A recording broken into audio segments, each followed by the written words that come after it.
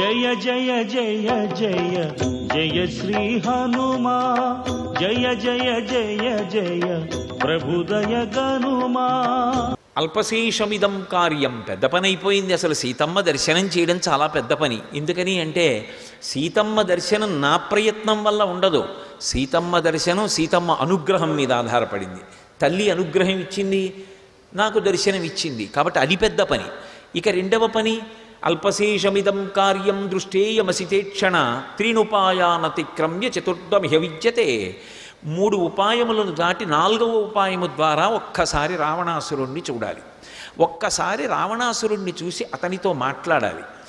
దానికి 3టిని దాటాలి. ఏ 3 దాటాలి? సామము పనికిరాదు. ఎందుకంటే మంచి మాట వినేటటువంటి లక్షణం ఆయన యందు లేదు.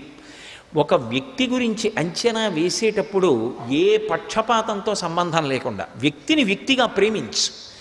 సంఘటనని బట్టి ఒక వ్యక్తి యొక్క శీలాన్నంతటినీ తప్పు చేసి మాట్లాడకూడదు.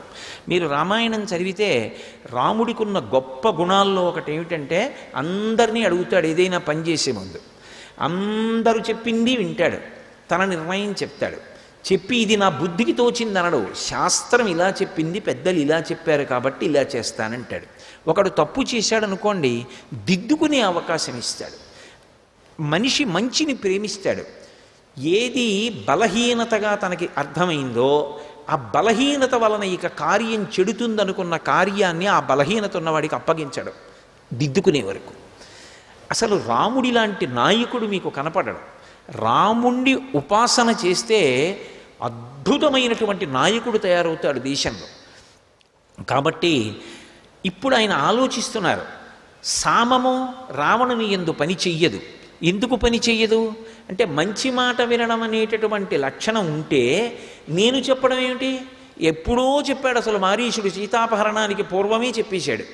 ఆ తర్వాత భార్య చెప్పింది మండోదరి, తర్వాత కుంభకర్ణుడు చెప్పుంటాడు, విభీషణుడు ఎన్నో మాటలు చెప్పాడు, తల్లి కైకసి చెప్పింది. ఎవరి మాట విన్నాడు? మంచి మాట వినే అలవాటు లేదు. పైగా ఈ రాక్షసుల్ని బతిమాలి ఒకసారి మీ ప్రభువుని చూస్తానని అడిగితే పంపించే అలవాటు వీళ్ళకి అసలు లేదు. యథారాజా తథా ప్రజ. ఇక దానము, వీళ్ళు ఉంటున్నదే కాంచల లంక. అసలు ప్రపంచకంలో ఉన్నటువంటి అపురూపమైన వస్తువులన్నీ ఎత్తుకొచ్చి వాడు దాచాడు. ఇక నేను వాళ్ళకేమిచ్చి వెళ్ళను? రావణ దర్శనానికి దానము పనికిరాదు. భేదం, ఇక భేదాన్ని వీళ్లతో నేను శత్రుత్వాన్ని ప్రకటనం చేద్దామంటే ఎంతసేపు యుద్ధం చేస్తే రావణాసురుడు వస్తాడు యుద్ధానికి? అది అంతు తెలియని విషయం. కాబట్టి 4వది ఏమిటి? దండోపాయం. వీళ్ళకి అత్యంత ప్రీతిపాత్రమైనది ఏదుందో అది పాడు చేసి వీళ్ళని కొడితే ఖచ్చితంగా వీళ్ళు నన్ను పట్టుకెళ్ళి రావణాసురుడి ముందు నించోపెడతారు.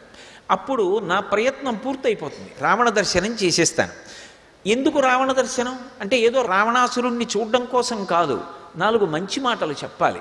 ఎందుకు అసలు రావణాసురుడికి మంచి మాటలు చెప్పవలసిన అవసరం ఏమిటి స్వామి హనుమకి అంటే దానిలో అనేకమైనటువంటి కారణాలు ఉన్నాయి. ఒకటి, ఆయన రుద్రాంశ సంభూతుడు, వాయుపుత్రుడు.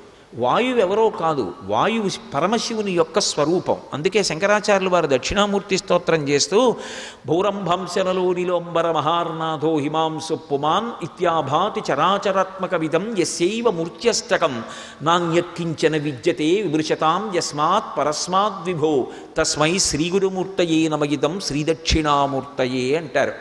8 రూపాలుగా పరమశివుడు తిరుగుతూ ఉంటాడు. ఇక 9 లేదు, ఆ 8 ఉంటాయి. సర్వం శ్రీ ఉమామహేశ్వర పరబ్రహ్మార్పణమస్తు. స్వస్తి.